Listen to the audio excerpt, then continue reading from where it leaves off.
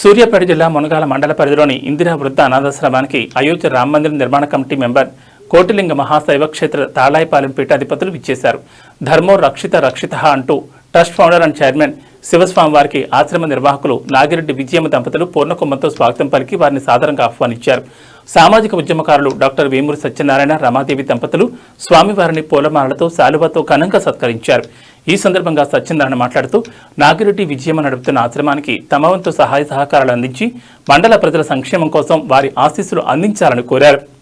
ధర్మాన్ని కాపాడాలి, హిందూ సాంప్రదాయాలను కాపాడాలి అని చెప్పనేసి ఒక ట్రస్ట్ ఏర్పాటు చేసి ఆ ట్రస్ట్ కు చైర్మన్ గా ఫౌండర్ గా ఉన్న స్వామీజీ గారు అదే విధంగా ఇప్పుడే చెప్పారు, కోటి శివ శైవలింగ మహాక్షేత్రాన్ని ఏర్పాటు చేసి 500 విగ్రహాలను ప్రతిష్ఠ చేయడం అని చెప్పంటే నిజంగా దైవంశ సంబూతులు ఆ స్వామీజీ గారు.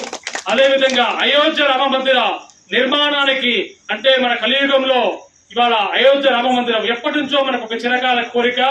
యావత్ భారతదేశంతో పాటు ప్రపంచ దేశాలు కూడా ఎదురు చూస్తున్న ఒక అయోధ్య రామ మందిర నిర్మాణ శంకుస్థాపన కార్యక్రమంలో 2 తెలుగు రాష్ట్రాలకు సంబంధించిన దాంట్లో స్వామీజీ గారిని అక్కడికి వారు దాంట్లో కమిటీలో ఏర్పాటు చేశారని చెప్పంటే నిజంగా నేను కలియుగ రాముడిని చూస్తున్నాం. ఒక మహాశివుడిగా, ఒక అందరి తలరాతలు మార్చే ఒక బ్రహ్మగా, అంటే బ్రహ్మ విష్ణు మహేశ్వరులు ముగ్గురు కలిస్తే ఎలా ఉంటుందో ఇలా అదే విధంగా ఈ శివ స్వామీజీ గారిని చూస్తుంటే చెప్పంటే నిజంగా నా పూర్వజన్మ సుకృతంగా భావిస్తూ నిజంగా నా జన్మ ధన్యమైందిగా భావిస్తున్నా.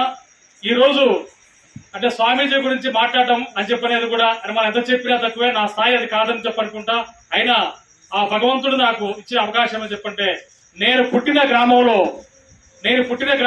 నేను మొదట అనుకున్న నా గ్రామానికి నేనేం చేయాలి, ముందుకు అంటే మన కన్న తల్లిదండ్రులు చూసుకోవాలి, తర్వాత తోపుట్టులని ఆదరించాలి, తోడ పుట్టిన తమ్ముళ్ళని అన్నలని మన కుటుంబ సభ్యులను చూసుకుంటూ తర్వాత గ్రామం, తర్వాత మండలం, తర్వాత అట్లా నియోజకవర్గ సాధించి వెళ్ళిపోవాలని చెప్పనుకొని మా ఊళ్ళో శ్రీ కోదండరామస్వామి దేవాలయం అని చెప్పని సుమారుగా 1000 సంవత్సరాలుగా ఉన్న కోదండరామస్వామి దేవాలయం, స్వయంభూ శ్రీ కోదండరామస్వామి దేవాలయం. ఆ దేవాలయంకు కొన్ని 100 ఎకరాలు నాడు కట్టించిన దేవాలయానికి ఆ భూములు వాళ్ళు దాతలుగా ఇస్తే దాన్ని అన్యాయకరణం చేస్తే నేను దాన్ని చూసి అరే ఇంత భూములు ఉన్న తర్వాత కూడా స్వామివారి కళ్యాణం చేయాలని చెప్పంటే భిక్షాటం చేసే పరిస్థితిని చెప్పనుకొని వాటి మీద నేను శ్రీ కోదండరామ స్వామి సేవా సమితిగా ఏర్పాటు చేసి సుమారుగా పేరు విజయమ్మ.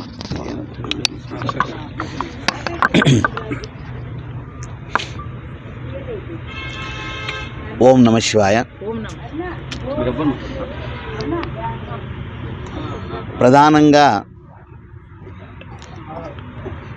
మాతృదేవోభవ, పితృదేవోభవ, ఆచార్య దేవోభవ, అతిథి దేవోభవ, సంఘదేవోభవ అని మనం వింటూ ఉంటాం. ఎప్పుడైతే సమాజంలో హెచ్చుతగ్గులు ప్రారంభమైనాయో, పాశ్చాత్య నాగరికత ముందుకు దూసుకుంటూ వచ్చిందో, చిన్నప్పుడే తల్లి ప్రేమని, తండ్రి సంరక్షణని పొందవలసిన వయసులో అంటే 3 సంవత్సరాలు రాగానే వాళ్ళని స్కూల్స్ అనే పేరుతో బయటికి తోసేయటం, తల్లి స్పర్శ సరిగ్గా వారికి తెలియదు, తండ్రి యొక్క ఆలనా పాలన వారికి సరిగ్గా తెలియని వయసులోనే ఏదో ఉద్ధరించాం సాధించాం అంటూ వారు ముందుకు తోసేయటం, వారు పెద్ద అయిన తర్వాత ఇక తల్లిదండ్రులని బయటికి వారు తోసేయటం జరుగుతుంది. ఒకప్పుడు వృద్ధాశ్రమాలు అనేవి లేవు.